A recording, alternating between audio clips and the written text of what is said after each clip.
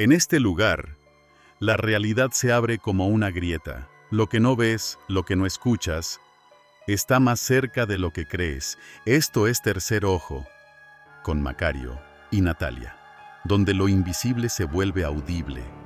Prepárate, lo que estás a punto de escuchar no quería ser descubierto. Hoy nos adentramos en algo que parece sacado de una pesadilla, la verdad. Desde luego. Imagina encontrar dentro de la pared de una casa centenaria un paquete envuelto en piel de ante, ya roída por los ratones. Uf, Y dentro, los fragmentos de un diario de 1912. Los materiales que tenemos son el resultado de un trabajo de restauración que es casi un milagro. casi. Por un lado, las transcripciones de una académica, Betsy, que descubre que el autor es su tatarabuelo, el pastor Arthur Bocarne. Y por otro, el contenido de ese diario, que es, en sí mismo, la transcripción de una confesión. Exacto, la confesión de un hombre del pueblo Blackfeet que va a la iglesia de Bocarne a contar una historia que sencillamente no debería existir. Y ahí está nuestra tarea de hoy, ¿no? Seguir esos pasos, los de Betsy, e intentar descifrar este relato. Un relato donde se mezcla todo. El trauma histórico, el folclore nativo y, el horror más puro. Y creo que es crucial empezar por el propio objeto, por el diario. Totalmente. Porque no estamos hablando de un libro, son hojas sueltas, quebradizas. La tinta, que era casera, se ha vuelto ácida con el tiempo y está literalmente comiéndose el papel. O sea que el propio texto se está autodestruyendo. Exacto. Cada palabra que Betsy consiguió digitalizar fue una victoria. El simple hecho de respirar cerca podía desintegrar las letras. ¡Qué barbaridad! Esto ya nos dice algo desde el principio, ¿no? Estamos ante un conocimiento frágil, un secreto que casi parece no quiere ser contado. Como si la historia se resistiera a salir a la luz. Es una carrera contrarreloj para leer una confesión antes de que se borre a sí misma para siempre. Y esa urgencia, claro, se le contagia a Betsy. Para ella, que apenas conoce su historia familiar, encontrar esto es una conexión casi sobrenatural con su pasado. Pero no es una investigación académica al uso. No, ¿qué va? Las fuentes hablan de una obsesión total. Imprime copias de las páginas y las despliega por todo el suelo de su apartamento. Vaya. Quiere, y estas son sus palabras, caminar por las últimas semanas de la vida de su antepasado. Y al hacer eso, sin saberlo, está abriendo una puerta. Una puerta a un lugar y un tiempo muy concretos. Mill City, Montana, en 1912. Hay que entender el ambiente de ese lugar, ¿verdad? Fundamental. Montaña en esa época es el lejano oeste, pero, digamos, en su resaca. Las guerras indias son un recuerdo muy reciente y muy sangriento. La tensión se podía cortar. Totalmente. Un mundo de alambradas, de tierras robadas, de una paz muy, muy frágil. Y en medio de ese polvorín, el pastor Bocarne escribe sobre la llegada de un caballero indio.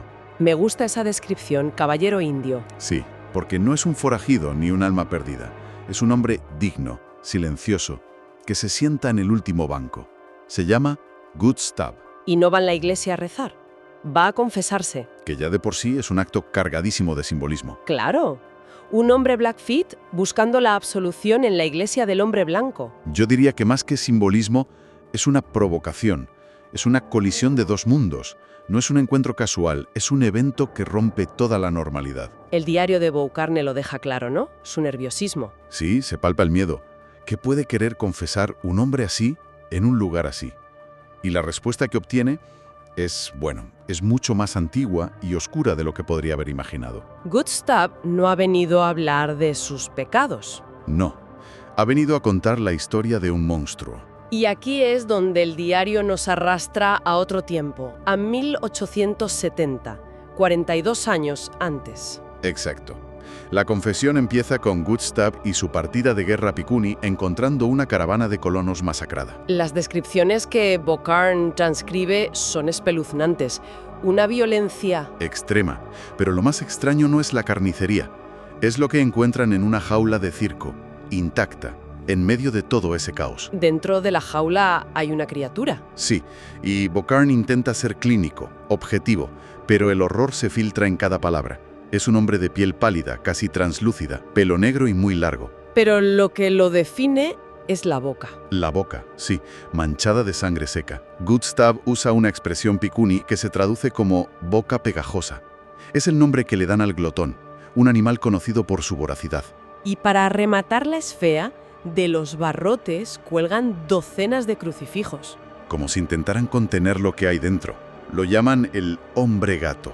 Es que esto es un cambio de registro brutal. Estábamos en un western con tensiones fronterizas y de repente, sin aviso, estamos en plena novela gótica. Totalmente. Es la imagen de un Nosferatu, de un vampiro del viejo mundo, en una jaula en mitad de las praderas de Montana. La yuxtaposición es violentísima. Y ese trasplante es la clave de todo. ¿Qué significa poner un monstruo europeo, con todo su bagaje, en un entorno nativo americano? Chocan dos tipos de horror muy distintos. Y lo más fascinante es cómo reaccionan los Pikuni. Exacto. No lo ven solo como un demonio. En su desesperación, algunos se preguntan si podría ser una especie de dios blanco de sus profecías. Una entidad que podría destruir las montañas y quizás salvarlos de los colonos. El terror se mezcla con una esperanza retorcida, trágica. Una esperanza que, claro, dura muy poco. La confesión sigue y su grupo es emboscado por soldados. Y en medio del caos, la jaula se rompe, el hombre gato escapa. Y lo que sigue es una masacre. Se mueve con una velocidad y una fuerza inhumanas, destrozando a los soldados. Una auténtica carnicería, según el diario. Hasta que los soldados consiguen traer un cañón. Sí, y el diario es increíblemente explícito en este punto. Describe el impacto del cañón. Pero justo antes, un instante antes de que la bala lo alcance, la criatura se lanza sobre Gustav. Y lo muerde en el hombro. Lo muerde. Y un segundo después, el mismo disparo que aniquila al monstruo alcanza también a Gustav. La descripción de su muerte es detalladísima. Destrucción total. Un momento. Entonces, ¿el hombre que le está contando esta historia al pastor en 1912? Es el mismo que, según su propio relato, fue despedazado por un cañón en 1870. ¿Pero cómo es posible? Ahí es donde la historia se rompe. Ese es el verdadero origen del narrador. La mordedura es el catalizador. Es el tropo clásico de la infección, ¿no? La maldición que se transmite. Pero es más que eso. Mucho más. El relato no es sobre un monstruo que encontraron. Es la historia de origen de Gustav. La violencia, la mordedura y el cañón no lo mataron. Lo rehicieron. Lo convirtieron en algo que puede contar la historia de su propia muerte. Y esa idea de la infección, de la herida que no se cierra, no se queda en el pasado. No, claro. Se manifiesta de una forma muy distinta y quizás más inquietante en el presente de Betsy. Su obsesión académica se convierte en paranoia. Empieza a oír ruidos. Psst. El diario ha dejado de ser un documento. Está actuando como un objeto maldito, un vector. La historia que contiene está empezando a sangrar en la realidad de Betsy. El mero hecho de transcribirla, de obsesionarse. Parece un ritual de invocación. Me pregunto si el diario es el objeto maldito o solo el catalizador. Si esa presencia ya estaba allí, latente, esperando. Esperando a que la heredera del pecado de Bucarne la despertara. Exacto, porque el terror ya no está en Montana, está en su pasillo, en la sombra que cree ver por el rabillo del ojo. Y la cosa se vuelve aún más extraña. Su gato, Taz, desaparece un día y vuelve cubierto de una sustancia verde, viscosa, como si fuera anticongelante. Una señal física de que algo está invadiendo su espacio. Mientras volvemos a la confesión de 1912, Gustav le está explicando a Beaucarne su nueva existencia. Es inmortal, sí, pero tiene una sed de sangre incontrolable. Y aquí llega un detalle, de los más perturbadores. Describe que durante décadas se alimenta sobre todo de cazadores de búfalos, hombres blancos casi siempre barbudos. Y entonces, algo terrible empieza a pasarle. A él, un hombre Pikuni, que son genéticamente lampiños. Le empieza a crecer vello en la cara. Le está creciendo la barba.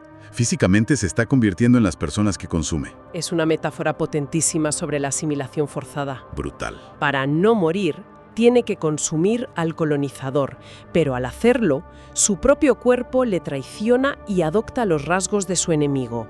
El horror se vuelve existencial. ¿Qué queda de tu identidad si te conviertes en aquello que te destruyó? Es una forma de resistencia retorcida. Sobrevive, pero ¿a qué precio? Y mientras Beaucarne escucha esto, su terror aumenta, y entonces hace un descubrimiento en su propia iglesia. Sí.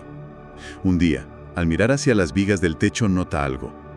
Una de las vigas, que debería estar cubierta de polvo, está impecable. Como si alguien hubiera estado tumbado allí arriba. Durante días, observándolo en silencio, escuchándolo predicar, escuchándolo escribir en su diario. Y ahí es donde el diario se corta. La última entrada es un torbellino de pánico.